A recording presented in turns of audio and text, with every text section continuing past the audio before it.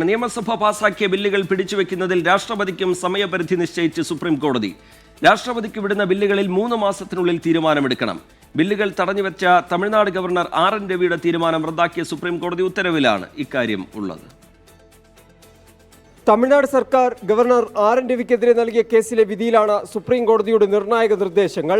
ഗവർണർമാർ രാഷ്ട്രപതിക്ക് അയക്കുന്ന ബില്ലുകളിലും രാഷ്ട്രപതിക്ക് തീരുമാനമെടുക്കാൻ സമയപരിധിയുണ്ടെന്ന് സുപ്രീം കോടതി ഉത്തരവിൽ പറയുന്നു. നിയമസഭയിൽ പാസാക്കി അംഗീകാരത്തിനായി മാറ്റിവെച്ചിരിക്കുന്ന ബില്ലുകളിൽ 3 മാസത്തിനുള്ളിൽ തീരുമാനമെടുക്കണം.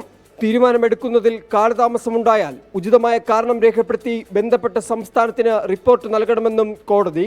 ഇക്കാര്യങ്ങളിൽ വീഴ്ച സംഭവിച്ചാൽ രാഷ്ട്രപതിക്കെതിരെ മാൻഡമസ് ആവശ്യപ്പെട്ട് സംസ്ഥാന സർക്കാരിന് റിട്ട് ഹർജി ഫയൽ ചെയ്യാൻ അവകാശമുണ്ടെന്നും ജസ്റ്റിസ് JB പർദിവാലയുടെ ബെഞ്ച് പുറപ്പെടുവിച്ച ഉത്തരവിൽ പറയുന്നു. രാഷ്ട്രപതിക്കും സമ്പൂർണ്ണ വീറ്റോ അധികാരമില്ലെന്നും സുപ്രീം കോടതി വിധിയിൽ വ്യക്തമാക്കി.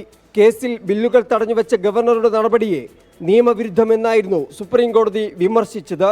ബില്ലുകളിൽ തീരുമാനമെടുക്കാൻ വൈകുന്നതിൽ ഗവർണർക്കും രാഷ്ട്രപതിക്കുമെതിരെ സുപ്രീം കോടതിയിലെ കേരളത്തിന്റെ നിയമ പോരാട്ടത്തിൽ കൂടുതൽ ഗുണം ചെയ്യുന്നതാണ് ഈ നിരീക്ഷണങ്ങൾ.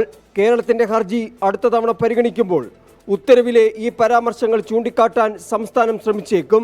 ബില്ലുകൾ തടഞ്ഞുവെക്കുന്നതിൽ ഗവർണർക്കും രാഷ്ട്രപതിക്കുമെതിരായ സുപ്രീം കോടതി ജസ്റ്റിസ് JB പർദിവാലയുടെ ഉത്തരവിനെ ചോദ്യം ചെയ്ത് പുനഃപരിശോധനാ ഹർജി നൽകാൻ കേന്ദ്ര സർക്കാർ നീക്കങ്ങൾ നടത്തുന്നതായും വിവരമുണ്ട്. 24 ഡൽഹി.